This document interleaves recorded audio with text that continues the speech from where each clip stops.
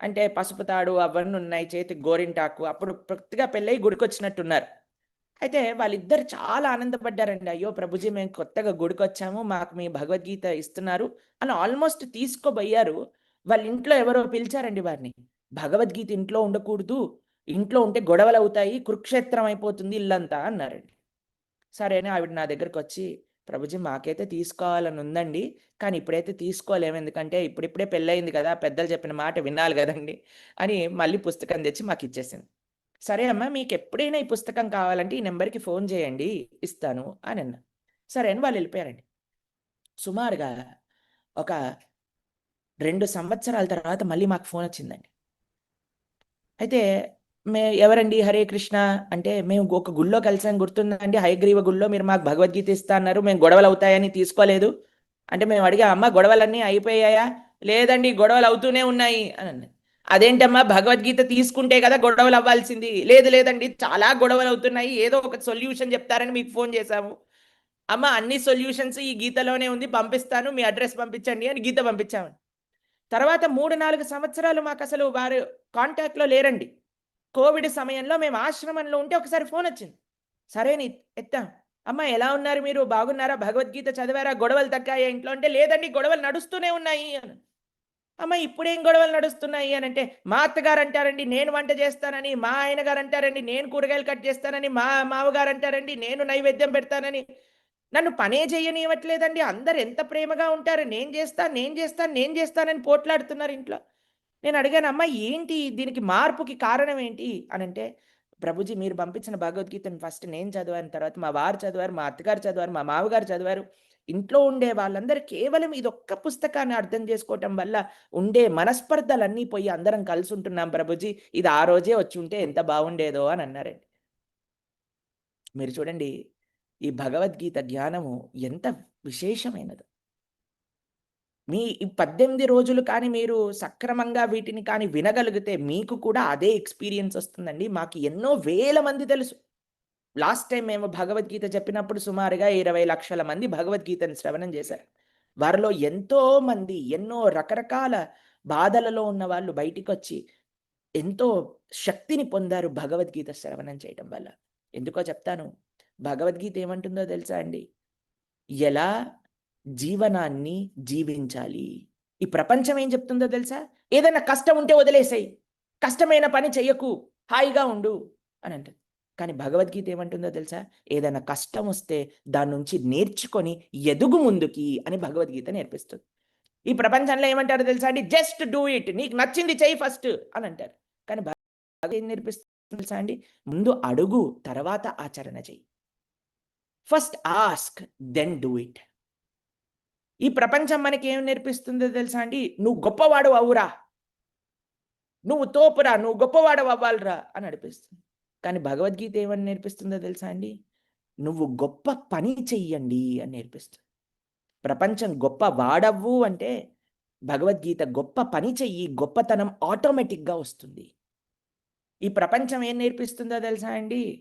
అడుగు, అడుగు, అడుగు, దేవుడి నుంచి అడుగు, సమాజం నుంచి అడుగు, తల్లిదండ్రుల నుంచి అడుగు, తీసుకో, తీసుకో, తీసుకో.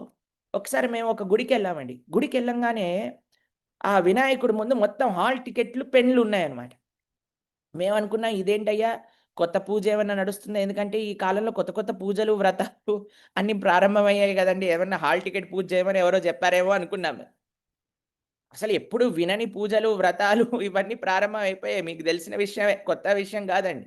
అయితే మేమనుకున్నాం ఏంటండి హాల్ టికెట్, పెన్నుల అర్చన దేవుడికి అంటే, ఏం లేదండి రేపు బోర్డ్ ఎగ్జాము, అందుకోసమని పిల్లలందరూ వచ్చి హాల్ టికెట్లు సమర్పణ చేస్తున్నారు దేవుడికి అనంటే ఒక పిల్లవాడిని పిలిచాను.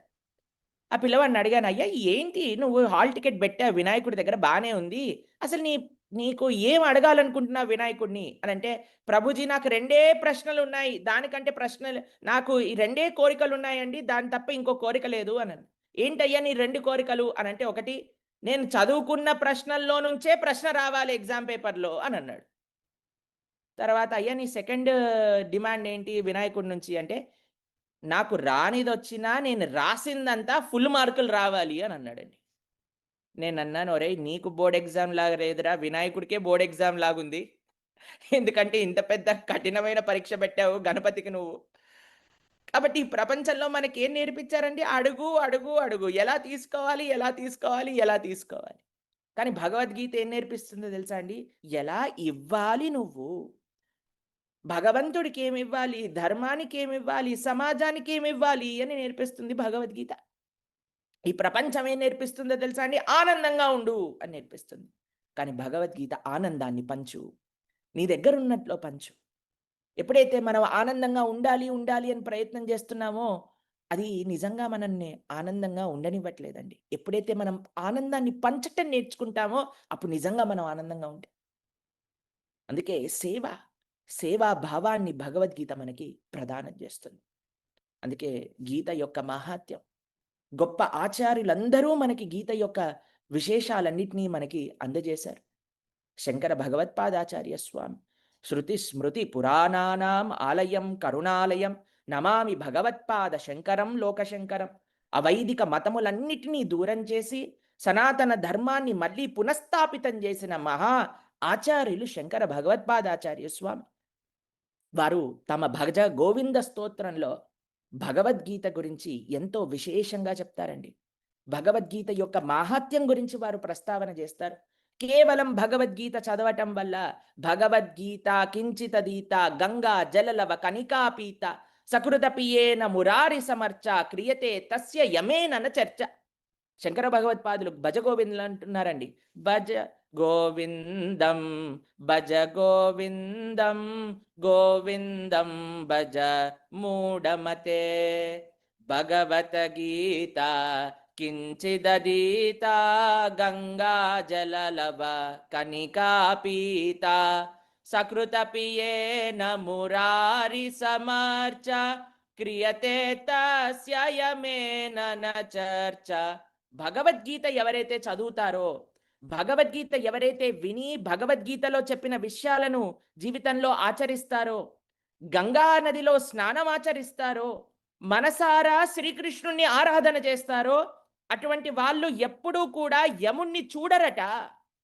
అసలు యమ కింకరులు వారి దగ్గరికే రారట. భగవద్గీత చదవటం వల్ల, ఆచరించటం వల్ల, శ్రీకృష్ణుని సేవించటం వల్ల కలిగే ఫలితం చెప్తున్నారండి శంకర భగవత్పాదాచార్య స్వామివారు. క్రియతే తస్య యమేనన చర్చ. అసలు యముడు గురించి మాట్లాడవలసిన అవసరమే ఉండదట వారికి అని చెప్తున్నారండి. ఎంత గొప్ప విశేషం. భగవద్ రామానుజాచార్య స్వామివారు యో నిత్యమచ్యుత పదాంబుజ యుగ్మరుగ్మ వ్యామోహిత తదితరాణి తృణాయమేనే అస్మద్గురోర్భగవతోస్య దయైక సింధో రామానుజస్య చరణం శరణం ప్రపద్యే. జగదాచార్యులు భగవద్ రామానుజాచార్య స్వామి వారు గీతాభాష్యము అని గీతకి భాష్యాన్ని అందించారు. మీకు ఒక విషయం చెప్తానండి. ఒకసారి శ్రీల ప్రభుపాదులు వారి దగ్గరికి ఒకళ్ళు వచ్చారు. వారు శ్రీ